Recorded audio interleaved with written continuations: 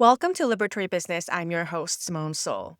So this episode is a little bit different. Since I started creating and promoting a cause called Ancestral Wealth, I've been talking to my own elders and ancestors more than ever. I'm really taking myself through the exact same process that we're going to take our students through.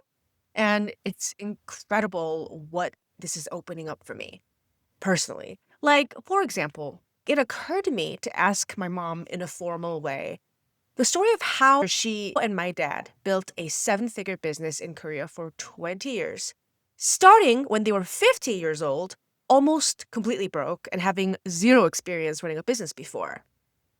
I asked her to tell me the 10 factors that created their decades of enormous business success. And when I asked her, it was like she was waiting for me to ask. She just went, blah, blah, blah, blah, blah, blah, and she just rattled them off. Like, number one, number two. And I was like, oh, this has got to become a podcast. So it is.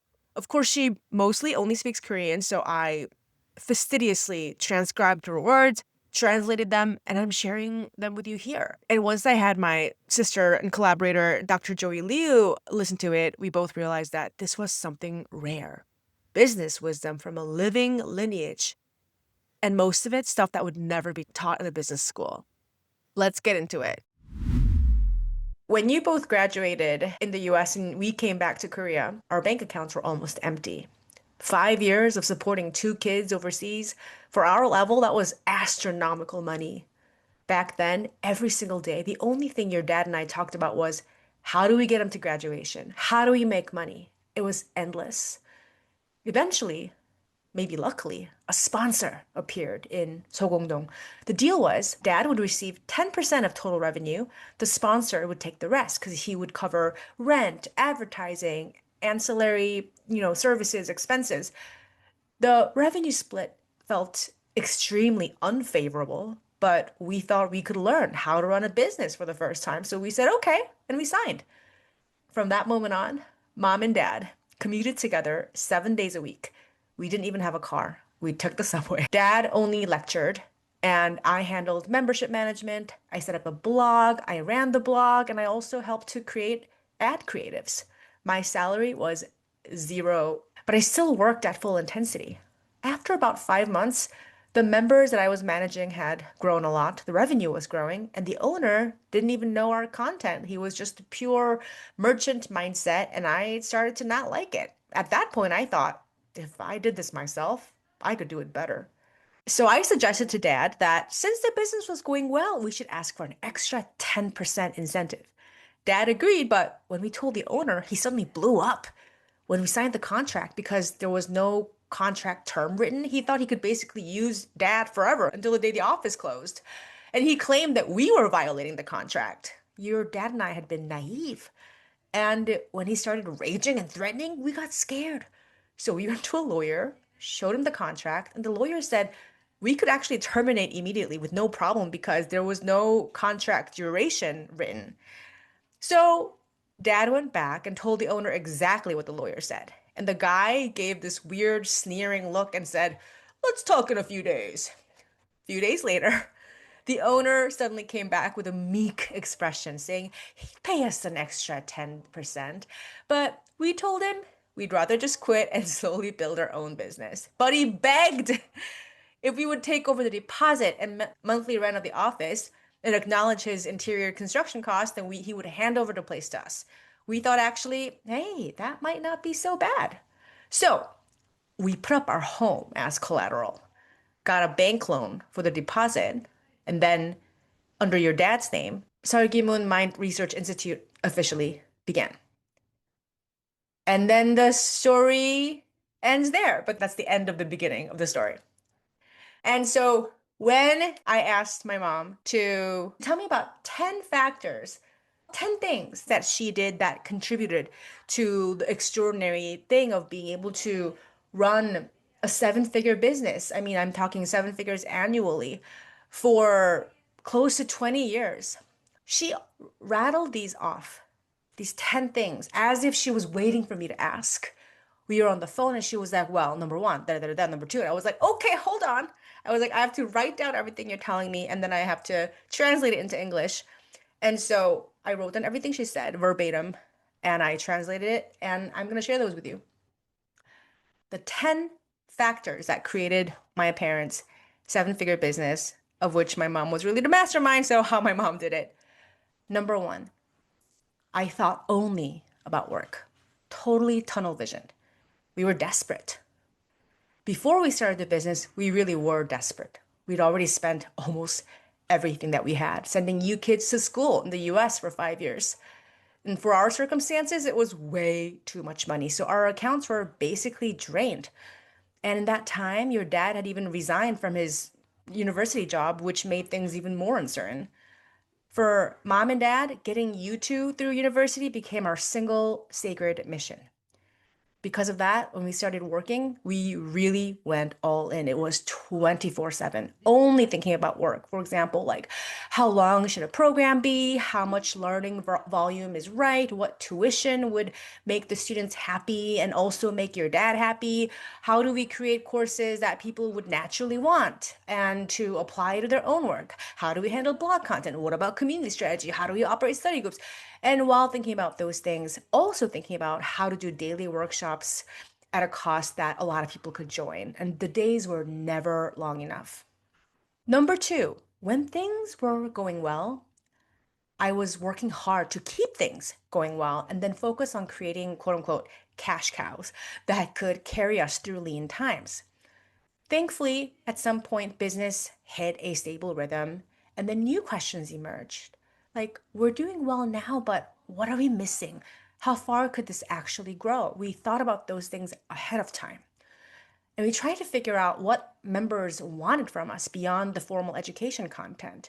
We were slipping in questions like jokes, casually listening in on conversations between members, and when we could naturally join in those conversations, being really alert and focused to catch what they truly needed. Around this time, we started thinking, how can we create cash cows?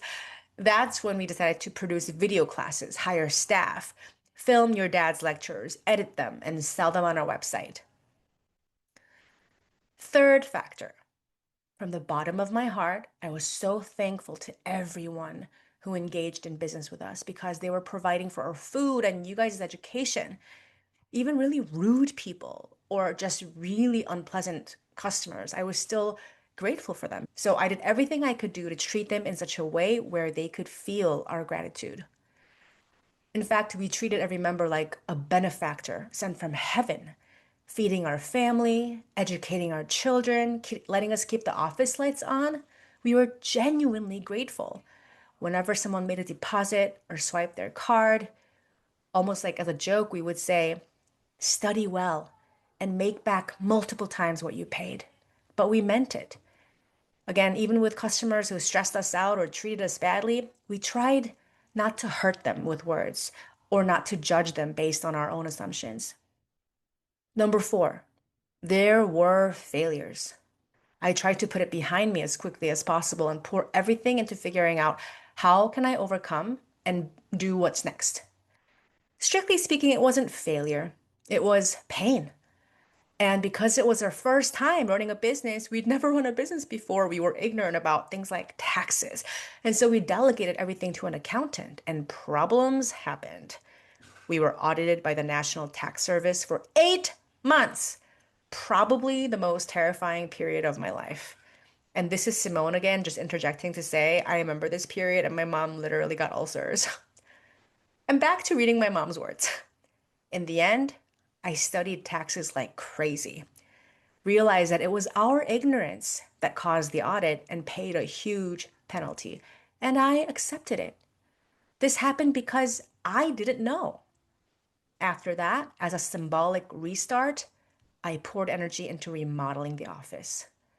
If money was going to go out unexpectedly, then I would also spend money intentionally. It was a lot of money too.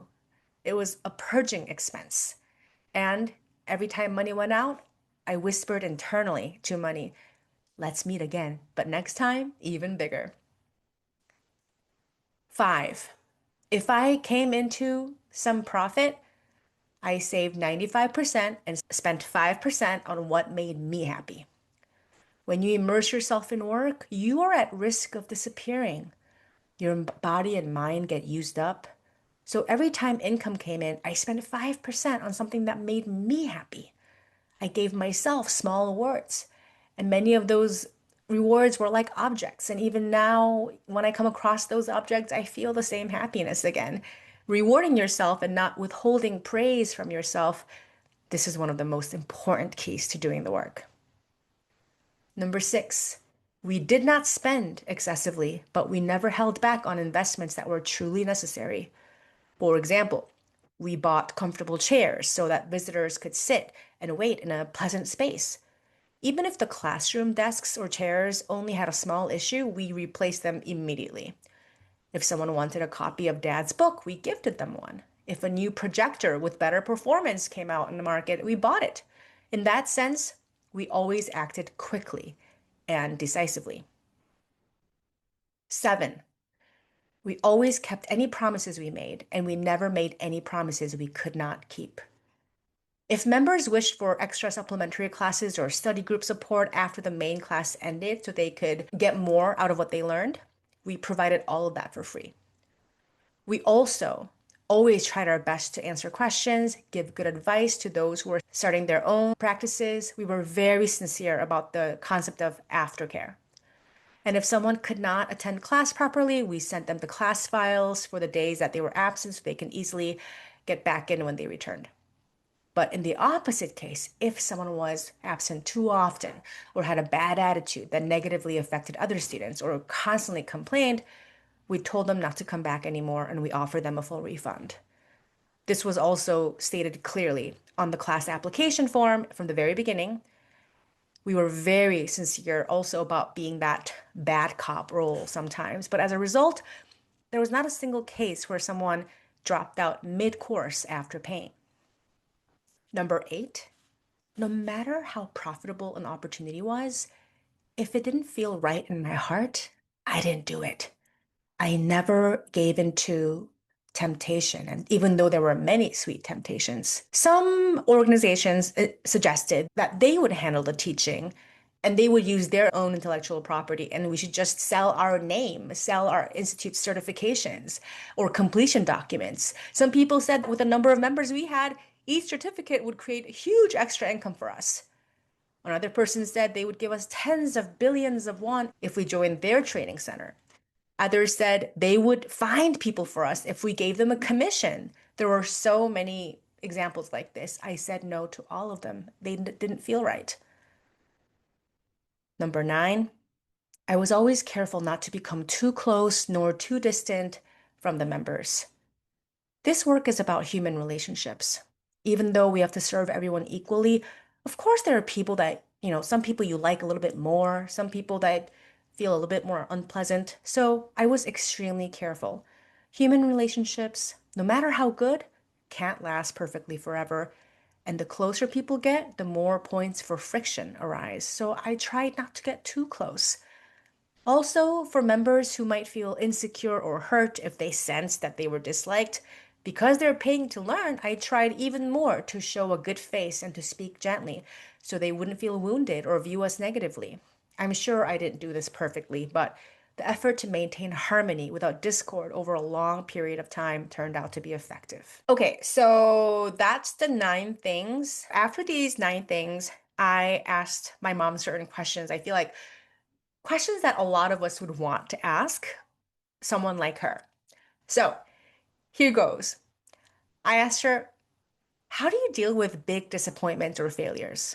Honestly, there's no way to avoid feeling hurt for a while. Feeling the weight and the depth of that pain, that actually wasn't a bad thing for me. When it happened, I set a time boundary for myself. For 1 week, I'm going to let myself feel the hurt to the fullest. I'm going to feel the hurt until I can't possibly feel worse. Sometimes this period was months, sometimes weeks, sometimes only a few days. And during that time, I allowed myself to think only about that problem and really sit in the pain. But what I experienced many times was that when I stayed faithful to that period, my mind would eventually shift on its own. Once you hit the bottom of the suffering, it changes direction and bounces upward like a ball. At that point, the problem looked different from a new angle, and my attitude and emotions about it became more objective, more detached. And once your perspective shifts, the quote unquote problem often becomes small enough that it can no longer feel like a real problem. And the second question I asked her was how to deal with public criticism or bullying or internet trolling. Because I remember there was a lot. She said, I've had a lot of experience with public criticism and malicious comments.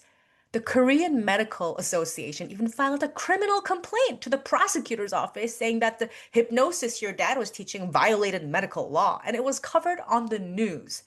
Some people wrote vulgar curses about us on their blogs. Others posted slander about us on their personal social media. If you haven't gone through something like that, you genuinely cannot imagine how painful it is.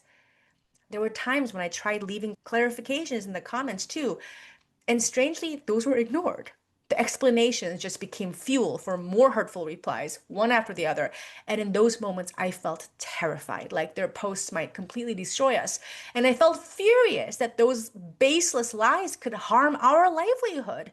I had so many moments when I trembled in fear, thinking our clients might disappear because of these posts. And in the end, for the medical association case, we thoroughly prepared all the documents, entrusted everything to our attorney that we hired, and we won in court. And for the malicious online posts, we reported each one to the cyber investigation unit without hesitation. Every time those things happened, I would browse sites full of attacks on public figures and analyze comment sections about people in similar lines of work. The conclusion I reached was people who insult and criticize exist everywhere. And no matter how loudly they scream with hate comments, it ultimately just becomes noise. And regardless of that noise, our real clients are the people who ignore such things and still come to us. This too takes time to grow calluses. Your skin has to peel painfully once, but after that, the callus protects you and you don't feel pain from every little thing anymore. And now, in any situation, I no longer feel shaken by comments. This is something you get trained in, and over time, you inevitably overcome it. And the third question I asked my mom was, what do you do when you feel like you're going at it all alone and there's no one to show you the way, no blueprint? Because there were certainly times when I felt like that. I know that many, many, many of my clients feel like this, especially those who are doing creative, original work. And my mom took me to school. Immediately, she said, this is actually a really foolish way to think. Think carefully. You need to realize, in the end, every decision is mine and everything comes from my heart. Even if someone shows you the way, even if someone gives you a blueprint, that's still their path, their blueprint, filled with that person's personality and energy. When you feel lost, it's okay to think about it only as much as you can and then forget about it for a while. If I leave it alone long enough, at some point, intuition opens. I rely heavily on those sudden feelings, intuitive hits that just pop up. And ultimately, the direction that my heart wants to go, that is my direction. And the option that feels good to me, that's my path. I once read something in a book. When you're walking alone on a mountain path and suddenly the road splits in two, and you truly have no idea which one leads to your destination, stop, focus quietly, and look at each path carefully. If you look at both, one of them will undeniably look a little brighter, and that's the one you follow. I love that passage so much. Whenever I was in conflict, I would think, which choice makes my heart beat faster? And that's how I found my answer, and it was always good. No one knows my path. I find it. To discover, I had to learn how to focus inward, especially in those moments that feel hopeless and foggy. Now, final question I asked her was, how to start tackling a super ambitious dream that feels impossible now? Her answer? First, think about whether it only looks impossible or whether it is literally and physically impossible. And if it just feels impossible because it's hard and overwhelming and you've never done it before, you have to ask, is this something I absolutely must do? Or is it something that I just kind of want to try? If it's something that you truly must do, then you have to just leap first. Once you leap, the next step becomes visible. And once you finish that step, the next door opens. In that cycle, leap, stabilize, leap, stabilize. Eventually, the dream starts taking shape bit by bit. What was only in your head or only in your heart begins to take actual form. That's how it works, one step at a time. But you need sincerity and a spirit of desperation. Like, this needs to work. I have to make it work. Okay, I've invited my sister collaborator, Dr. Joey Liu, to just spend some time just talking about this because, first, it's in big part thanks to her that I'm involving my mom so extensively in this process. And I invited you to come talk about this with me because obviously it's my mom, so it's very close to me. And I felt like you'd have fresh insights on how we can all learn more from this. It's impossible to respond or react to the wisdom that comes from your mom without first having a response to who she is as a person first. Like in that moment, I don't know what she had going on in her day, in her life, but like your little friend came and was like, ask Mama Soul. And she just laid it out there for us. That spirit of generosity is so present in the story that she told in most of the advice, in all of the advice that she gives about how to create a seven-figure business. I'm just so struck by that. This truly isn't like, she sat there and she tried to like craft something that sounds good. No, This but is her through and through. she had no idea I was asking her these questions. I mean, not that they're telling Mama Soul's story isn't laying out a blueprint and saying that everybody needs to try to align their life as closely to this as possible. Like these are the steps you take. But I'm really sitting here with the appreciation that she had already raised her two children. You were in college. She could have been, in a sense, like, well, I've already done that hard work for 2 decades. Let me live some version of an easier life now. And she didn't. I was really blown away by how devoted she was to the vision. That even when things got hard, she didn't give herself a way out. And as you were reading through all of this, I kept noting at different points along, it was never a matter of like direct exchange. I think like in the Western world, you're taught about like ROI, or the Western business world, you're taught about ROI, and it's like one action, how do you measure the return on it? And when you look at Mama Soul's story, a lot of times it was like, I'm devoting myself to their aftercare. I'm, giving them these supplemental materials. Like I am devoted to their learning success. And there was no dollar amount Yeah, placed on that. yeah. It was just this devotion to like be excellent at the craft that they were I think providing.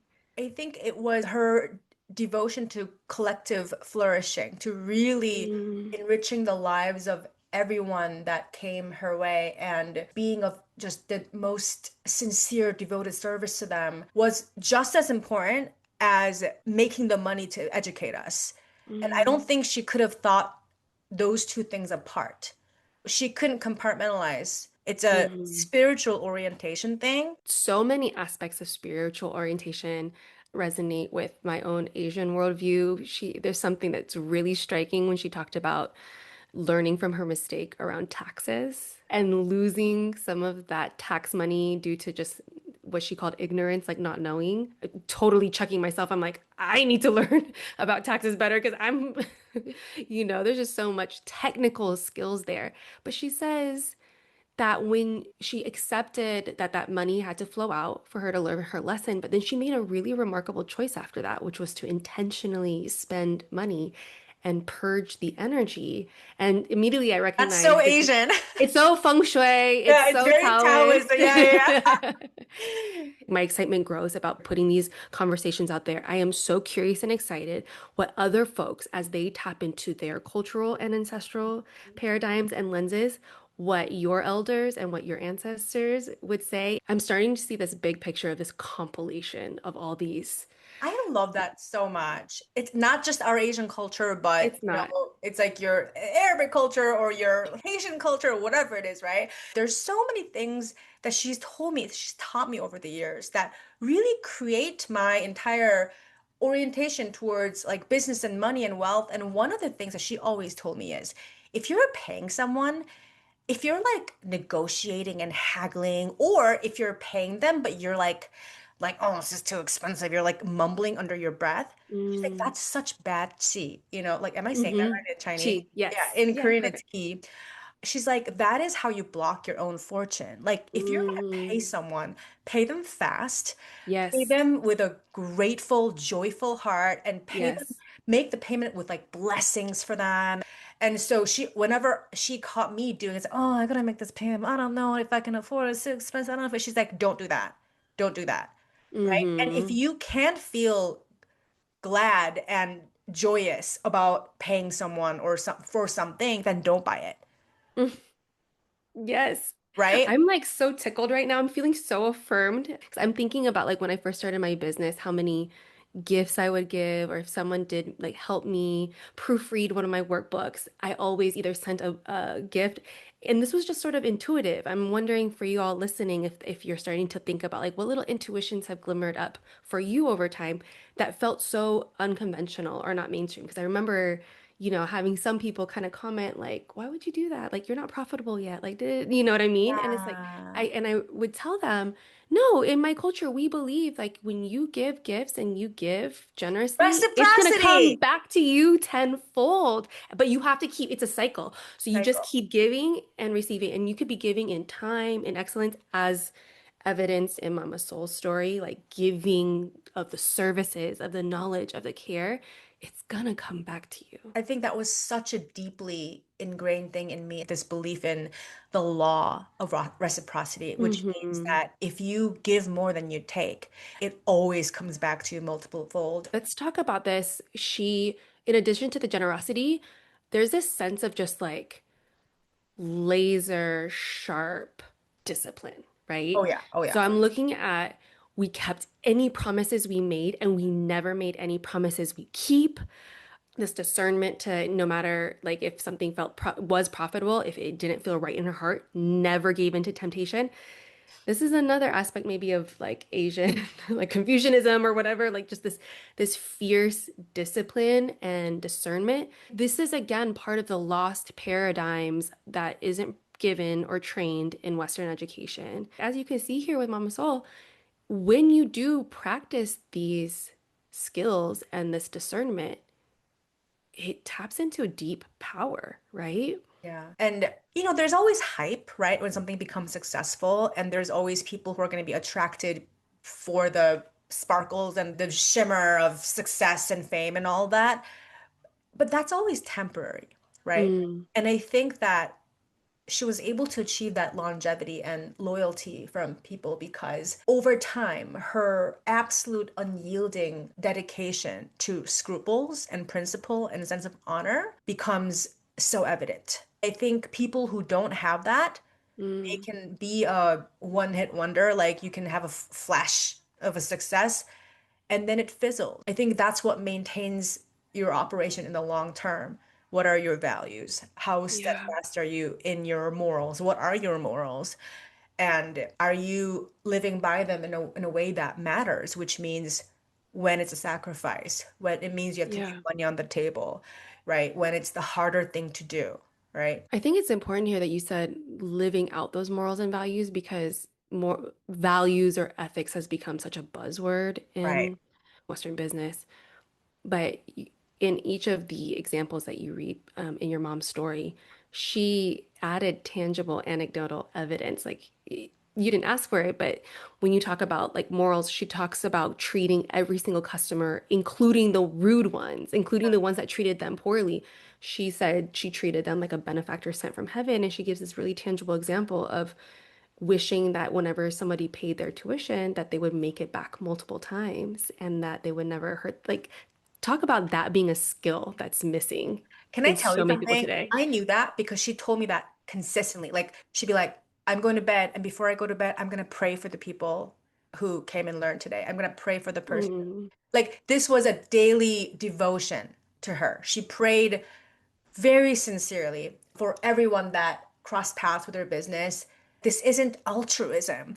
This is a very, very deep-seated, I think, Asian Taoist belief that the more people prosper around you, the more you're going to prosper, the more you contribute to the well-being of those around you, even if just through prayer, it comes back to you.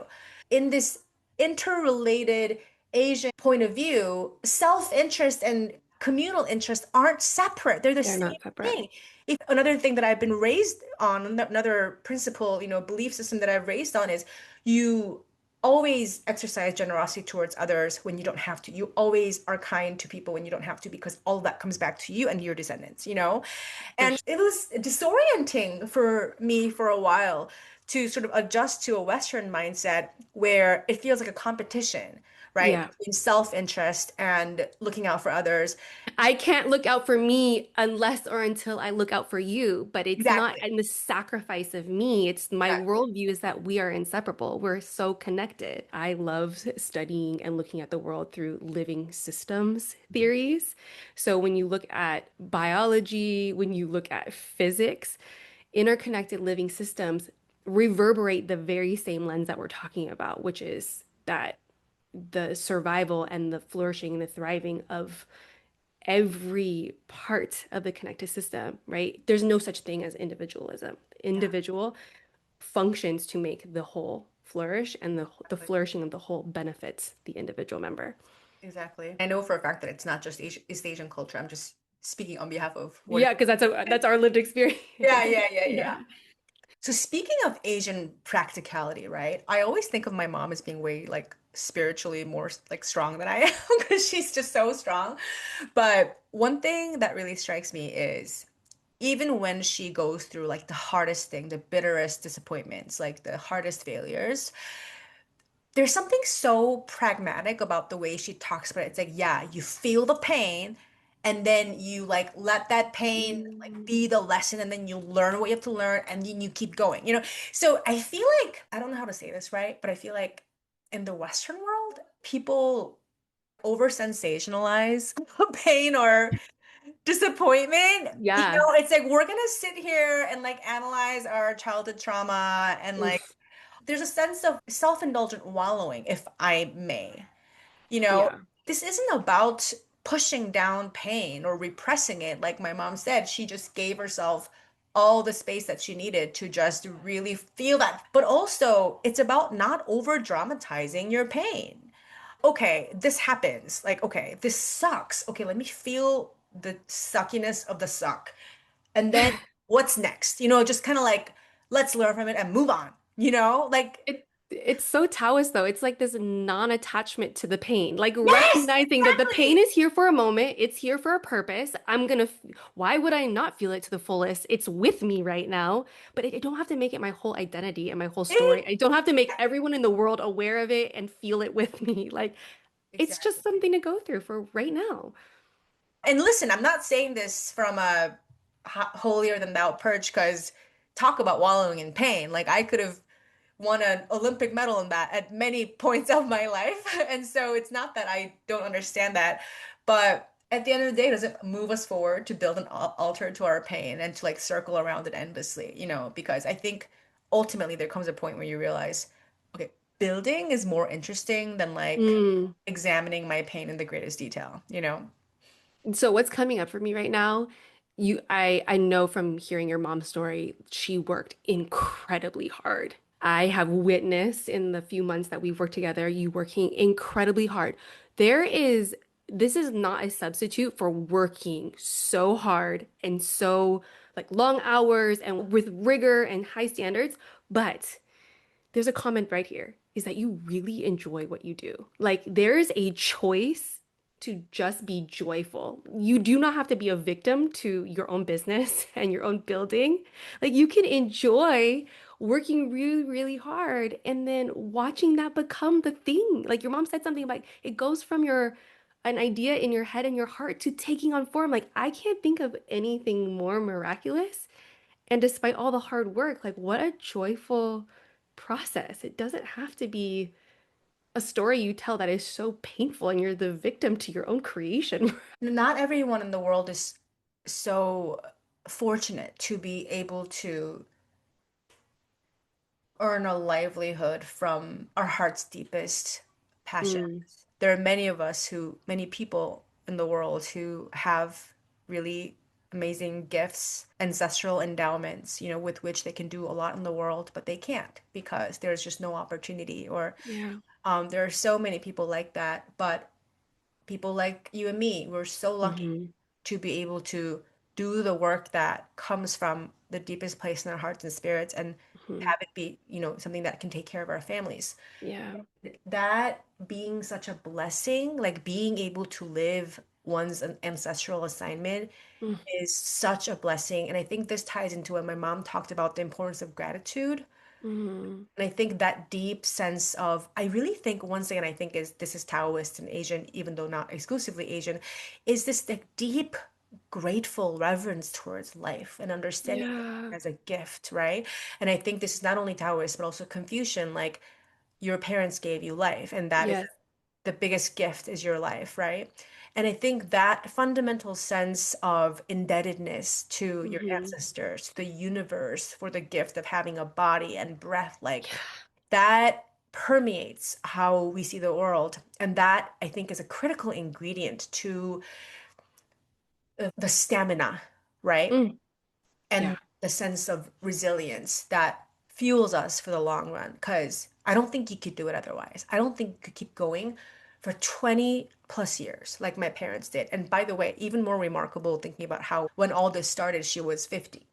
My parents were both Mm. 50, they're the same age. And that's when a lot of people are like counting down until retirement. And they both started something they'd never done before, which is start a business. Before that, my dad had a job. And so something so challenging, right, at such a comparatively late point in one's life, or whatever other challenges that people have that seem just as monumental, right? I think Yeah. non-negotiable ingredient is like this profound gratitude towards the gift of life itself. Yeah, it sounds like what you're describing is really reverence. Yeah. Yeah. Yeah. Wow. I agree with you. It's something that's landing so deeply in me. And I think the question that comes up is if there's people that feel disconnected from that because they haven't had a living model like your mom is for you and now by proxy for me, but I also have so many living models that embody that deep reverence too.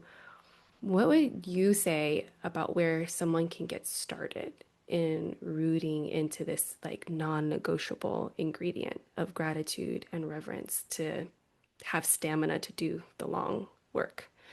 Honestly, like I would direct people to the study of Buddhism because, Buddhism isn't a religion. Like it's not like you believe in a Buddhist God. It's just a way of thinking about existence. And for those who can read in English and not say an Asian language, like you have easy access to Han, Mm-hmm. There's so many beautiful things about Buddhist wisdom that allows you to be really connected to your own breath and be present Yeah.